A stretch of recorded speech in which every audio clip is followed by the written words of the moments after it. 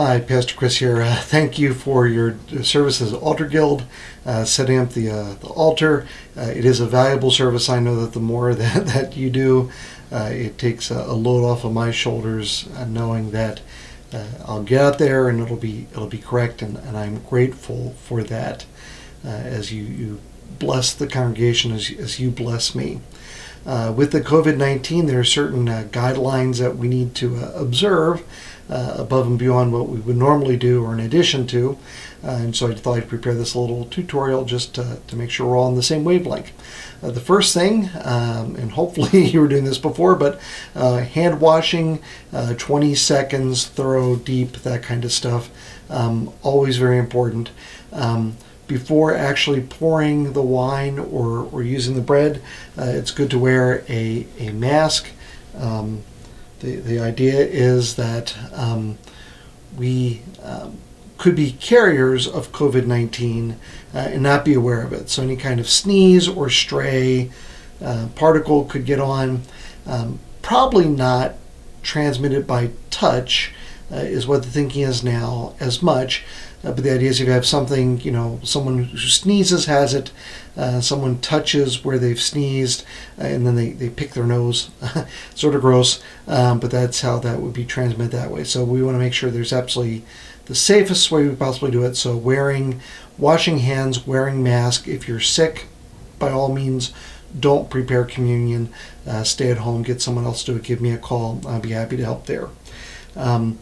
We will be setting up trays in such a way that people can grasp the cup and not touch the other cups next to it. Once again, minimizing those contacts. So we're going to skip every other hole in the tray, and I think 19 can fit on a tray. This past Sunday, the first time we did it, I set up for 3 trays of 19. We only got about 25, and as people slowly feel more comfortable returning to worship of larger than 10, we'll get there. So we're using disposable cups. Numbers I'm not exactly sure. We're using disposable cups, and so once again, the idea is to minimize contact. So afterwards, people will place them in a bowl. You just slide them right into the trash. Rinse out the bowl, dry the bowl, and that is enough. Additionally, there's a gluten-free wafer that should go on the plate each time. It's kept in the fridge. The person who has been using the gluten-free has been coming individually Wednesday. I'm not sure when they'll make that transition to coming to a larger group worship. But if you could put that out for every Sunday, that'd be great, and put it back in the fridge in between. That would be great as well. So one further thing is if you could make sure there's some hand sanitizer on the altar or somewhere around the altar. The elders and I are hand sanitizing our hands between each communion rail coming up, and we're doing that just to make sure that's the safest. We figured, and what we understand is that it's easier to use that hand sanitizer between each table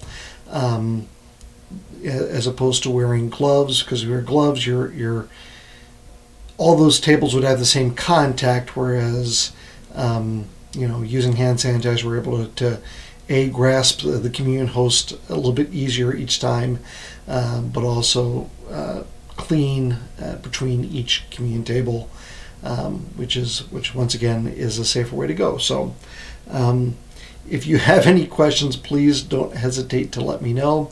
I'm anticipating that it's going to be quite some time before we need to set up the communion trays in the way that we once did, and I'm okay with that.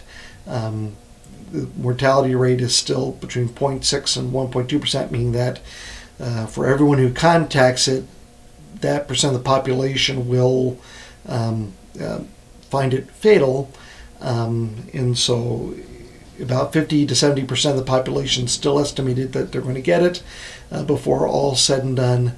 They're still calling for 70,000 to 100,000 people to die before September, so it's still a big deal. And yes, we can feel a little bit more comfortable as we take safeguards, as we are healthy, but we really want to make sure that our congregation isn't the place where there is a spread, there is a cluster.